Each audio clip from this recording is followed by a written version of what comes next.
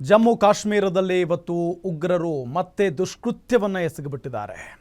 ಅಕ್ಷರಶಃ ಜಮ್ಮು ಕಾಶ್ಮೀರದ ಜನ ನಲುಗಿ ಹೋಗಿದ್ರು ಇವತ್ತು. ಯಾಕೆ ಅಂತ ಹೇಳಿದ್ರೆ 25ಕ್ಕೂ ಹೆಚ್ಚು ಜನರನ್ನು ಹತ್ಯೆ ಮಾಡಿದ್ದಾರೆ ಈ ದುರುಳರು. ಬರೋಬ್ಬರಿ 25ಕ್ಕೂ ಹೆಚ್ಚು ಜನ. ಅದರಲ್ಲಿ ಇಬ್ಬರು ನಮ್ಮ ಕನ್ನಡಿಗರು, ಒಬ್ಬರು ಶಿವಮೊಗ್ಗದವರು, ಮತ್ತೊಬ್ಬರು ಹಾವೇರಿಯವರು. ಇಬ್ಬರನ್ನ ಹತ್ಯೆ ಮಾಡಿದ್ದಾರೆ ಈ ದುರುಳರು. ಏಕಾಏಕಿಯಾಗಿ ಬಂದು ನೀವು ಹಿಂದೂನಾ, ನಿಮ್ಮ ಹೆಸರೇನು, ನೀವು ಮುಸ್ಲಿಮಾ, ನಿಮ್ಮ ಹೆಸರೇನು ಕೇಳಿಕೊಂಡು ಹಿಂದೂ ವ್ಯಕ್ತಿಗಳನ್ನು ಹತ್ಯೆ ಮಾಡಿ ಬಿಸಾಡಿದ್ದಾರೆ. ಅದರಲ್ಲೂ ಶಿವಮೊಗ್ಗದ ಮಂಜುನಾಥ್ ಮತ್ತು ಅವರ ಫ್ಯಾಮಿಲಿಯ ಆಕ್ರಂದನ ಇದೆಯಲ್ಲ, ಮಂಜುನಾಥ್ ಅವರ ಫ್ಯಾಮಿಲಿಯ ಆಕ್ರಂದನ ನಿಜಕ್ಕೂ ಕೂಡ ಕರಳು ಹಿಂಡುತ್ತೆ. ಯಾಕೆ ಅಂತ ಹೇಳಿದ್ರೆ ಮಗ ಈಗ ಸೆಕೆಂಡ್ PUC ಎಕ್ಸಾಮ್ ಬರೆದಿದ್ದ. ಅದಾದ ನಂತರ ಮಗನ ಕಾಲೇಜ್ ಕೂಡ ರಜೆ ಇದೆ, ಆರಾಮಾಗಿ ಎಂಜಾಯ್ ಮಾಡ್ಕೊಂಡ್ ಬರೋಣ ಕಾಶ್ಮೀರಕ್ಕೆ ಹೋಗಿ ಅಂತ ಹೇಳಿ ಬಂದಿದ್ದಾರೆ. ಆ ಸಂದರ್ಭದಲ್ಲಿ ಏಕಾಏಕಿಯಾಗಿ ಉಗ್ರರು ದಾಳಿಯನ್ನ ಮಾಡಿಬಿಟ್ಟಿದ್ದಾರೆ. ಏಕಾಏಕಿಯಾಗಿ ಅಲ್ಲಿ ಪಲ್ಲವಿ ಅವರು, ಮಂಜುನಾಥ್ ಮತ್ತು ಅವರ ಪುತ್ರ ನಿಂತ್ಕೊಂಡಿದ್ರಂತೆ. ಆಗ ಏಕಾಏಕಿಯಾಗಿ ಬರ್ತಾರೆ. ಹಿಂದೂನಾ ಮುಸ್ಲಿಮಾ ಅಂತ ಕೇಳ್ತಾರೆ. ಮಂಜುನಾಥ್ ಅಂದ ತಕ್ಷಣ ಗುಂಡು ಹಾರಿಸ್ಬಿಡ್ತಾರೆ. ಅಯ್ಯೋ ಏನು ಮಾಡಬೇಡಿ ಅಂತ ಹೇಳಿ ಕೇಳ್ಕೊಳ್ತಾರೆ ಪಲ್ಲವಿ ಅವರು. ಆದ್ರೂ ಕೂಡ ಬಿಡಲ್ಲ, ಉಗ್ರಗಾಮಿಗಳು ಬಿಡೋದಿಲ್ಲ. ಗುಂಡು ಹಾರಿಸಿ ಅವರನ್ನ ಕೊಲೆ ಮಾಡ್ತಾರೆ.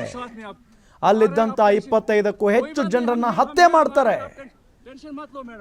ಆಗ ಪಲ್ಲವಿ ಅವರು ಹೇಳ್ತಾರೆ, ನಮ್ಮ ಗಂಡನನ್ನು ಕೊಂದುಬಿಟ್ರಿ, ನಮ್ಮನ್ನು ಕೊಂದುಬಿಡಿ ಅನ್ನೋ ನಿಟ್ಟಿನಲ್ಲಿ. ಆಗ ನಿನ್ನನ್ನ ಕೊಲ್ಲೋದಿಲ್ಲ, ನೀನು ಹೋಗಿ ಮೋದಿಗೆ ಹೇಳಬೇಕು, ನಾವೇ ಮಾಡಿದೀವಿ ಇದನ್ನ ಅಂತ ಹೇಳ್ತಾರೆ. ಹೇಳಿ ಅಲ್ಲಿಂದ ಹೋಗ್ತಾರಂತೆ ಈ ಉಗ್ರಗಾಮಿಗಳು. ಈ ಫೋಟೋ ನಿಮಗೆ ನಡುವಲ್ಲಿ ಒಂದು ಫೋಟೋ ತೋರಿಸ್ತಾ ಇದ್ದೀವಿ, ಸ್ಕ್ರೀನಲ್ಲಿ ನೋಡ್ಬೋದು. ಹೊಟ್ಟೆ ಉರಿಯುತ್ತೆ ರೀ. ಗಂಡನ ಮೃತದೇಹದ ಪಕ್ಕದಲ್ಲಿ ಕೂತು ಏನಾಗೋಗ್ಬಿಡ್ತು ಅಂತ ಗೊತ್ತಾಗದ ರೀತಿಯಲ್ಲಿ ಕೂತಿದ್ದಾರೆ. ಪಾಪ ಏನಾಗ್ಬಿಡ್ತು ನಮ್ಮ ಜೀವನ ಅಂತ ಹೇಳಿ ಕೂತಿದ್ದಾರೆ. ಹೊಟ್ಟೆ ಉರಿಯುತ್ತೆ. ಮಂಜುನಾಥ್ ಅವರ ಪಕ್ಕದಲ್ಲಿ ಅವರ ಪತ್ನಿ ಹೆಂಗೆ ಕೂತಿದ್ದಾರೆ ನೋಡಿ. ಅಯ್ಯೋ ಅನಿಸ್ಬಿಡುತ್ತೆ. ಒಮ್ಮೆ ಗೋಳಾಡಿದ್ದಾರೆ. ಈ ದೃಶ್ಯವನ್ನ ನಿಮಗೆ ತೋರಿಸ್ತಾ ಇದ್ದೀವಲ್ಲ, ಮಧ್ಯದ ದೃಶ್ಯವನ್ನ ಗಮನಿಸಬಹುದು. ಎಸ್,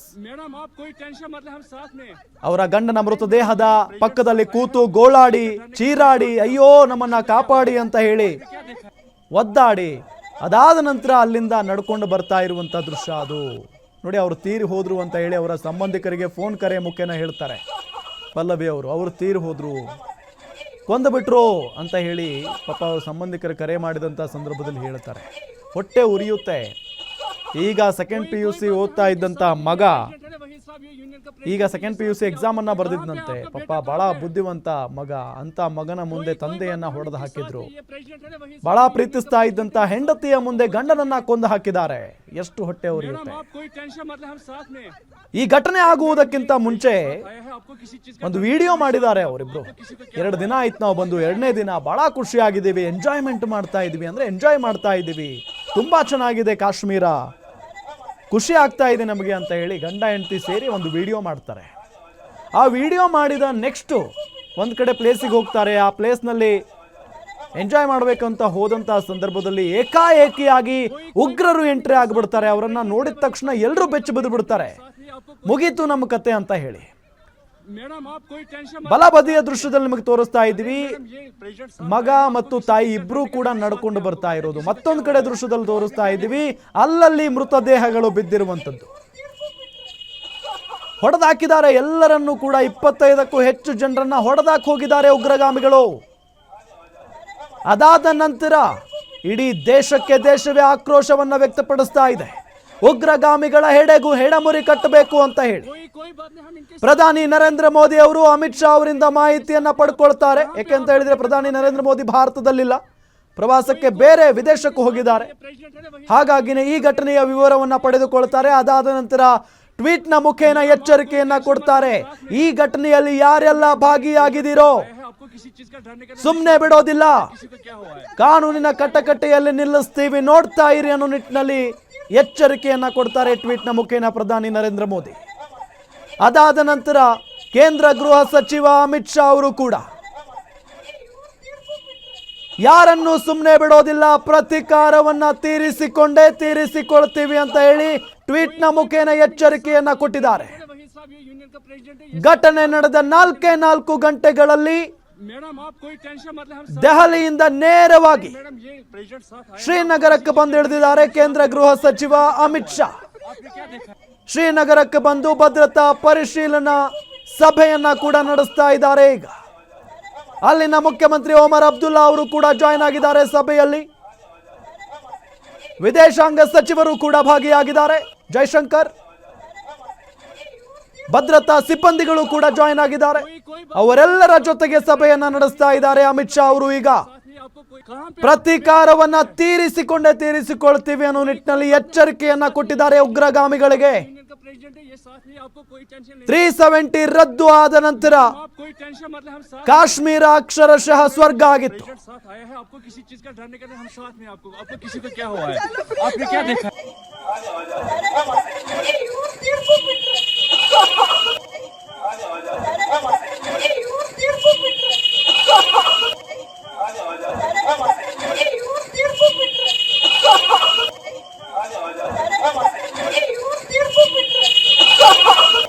कोई बात नहीं, हम इनके साथ हैं। ये प्रेसिडेंट है ना, वही साथ।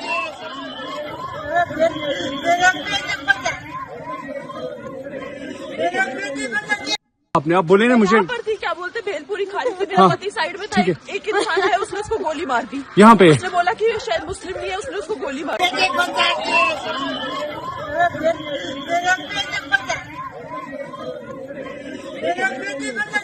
आपने आप बोले ना मुझे पर थी, क्या बोलते भेलपुरी खा रही थी, मेरा पति साइड में था, एक इंसान है उसने उसको गोली मार दी। यहाँ पे उसने बोला कि शायद मुस्लिम नहीं है, उसने उसको गोली मार दी।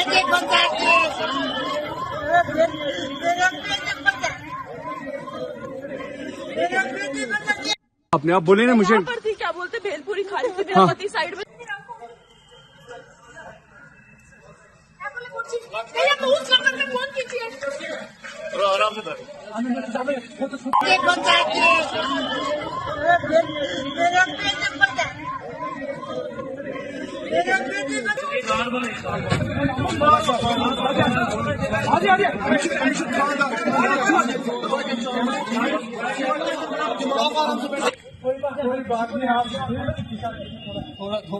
मैं मंजुनाथ शिवमोगा कर्नाटक से।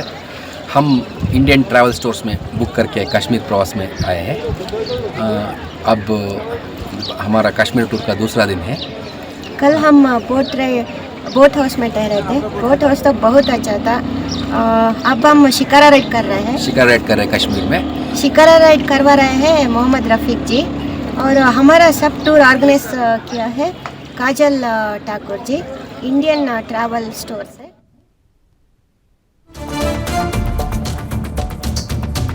ಜಮ್ಮು ಕಾಶ್ಮೀರದಲ್ಲಿ ಆರ್ಟಿಕಲ್ 370 ತೆಗೆದು ತಪ್ಪು ಮಾಡಿದ್ದೀರಿ. ಬಾಂಗ್ಲಾದೇಶದ ಹಿಂದೂಗಳ ಪರಿಸ್ಥಿತಿ ನಿಮಗೆ ಬರುತ್ತೆ. ಗೋವು ಪೂಜೆ ಮಾಡೋರಿಗೆ ಸಾವಿನ ಪೂಜೆ ಮಾಡ್ತೀವಿ. ನಾವು ಕಾಶ್ಮೀರವನ್ನ ಸ್ವತಂತ್ರಗೊಳಿಸದೆ ಬಿಡೋದಿಲ್ಲ. ಜಮ್ಮುವಿನಲ್ಲಿ ರಾಮನಾಮ ಜಪ ಮಾಡೋರನ್ನ ಮುಗಿಸ್ತೀವಿ. ಲಷ್ಕರ್ ಎ ತೊಯ್ಬಾ ಉಪನಾಯಕ ಸೈಫುಲ್ಲಾ ಕಸೂರಿ ಭಾಷಣ ಮಾಡಿದ್ದಾನೆ. ಭಾಷಣ ಮಾಡಿದ 4 ದಿನದಲ್ಲಿ ಕಣಿವೆಯಲ್ಲಿ ಉಗ್ರ ದಾಳಿಯಾಗಿದೆ. ಜಮ್ಮು ಕಾಶ್ಮೀರದಲ್ಲಿ ಆರ್ಟಿಕಲ್ 370 ತೆಗೆದು ತಪ್ಪು ಮಾಡಿದ್ದೀರಿ. ಬಾಂಗ್ಲಾದೇಶದ ಹಿಂದೂಗಳ ಪರಿಸ್ಥಿತಿ ನಿಮಗೂ ಬರುತ್ತೆ ಅಂತ ಹೇಳಿದಾನೆ ಈತ. ಗೋ ಪೂಜೆ ಮಾಡೋರಿಗೆ ಸಾವಿನ ಪೂಜೆ ಮಾಡ್ತೀವಿ. ನಾವು ಕಾಶ್ಮೀರವನ್ನ ಸ್ವತಂತ್ರಗೊಳಿಸದೆ ಬಿಡೋದಿಲ್ಲ. ಜಮ್ಮುವಿನಲ್ಲಿ ರಾಮನಾಮ ಜಪ ಮಾಡೋರನ್ನ ಮುಗಿಸಿ ಬಿಡುತ್ತೀವಿ. ಲಷ್ಕರ್ ಎ ತೊಯ್ಬಾ ಉಪನಾಯಕ ಸೈಫುಲ್ಲಾ ಕಸೂರಿ ಭಾಷಣ ಮಾಡಿದ 4 ದಿನದಲ್ಲಿ ಕಣಿವೆಯಲ್ಲಿ ಉಗ್ರ ದಾಳಿಯಾಗಿದೆ. 370 ತೆಗೆದು ತಪ್ಪು ಮಾಡಿಬಿಟ್ಟಿದ್ದೀರಿ ನೀವು.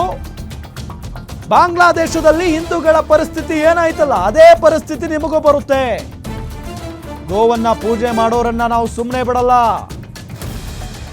ನಾವು ಕಾಶ್ಮೀರವನ್ನ ಸ್ವತಂತ್ರಗೊಳಿಸದೆ ಬಿಡೋದಿಲ್ಲ ಅನ್ನೋ ನಿಟ್ಟಿನಲ್ಲಿ ಲಷ್ಕರ್ ಎ ತೊಯ್ಬಾ ಸಂಘಟನೆಯ ಉಪನಾಯಕ ಮಾತನಾಡಿದ್ದ, ಭಾಷಣ ಮಾಡಿದ್ದ ಆ ಕ್ರಿಮಿ.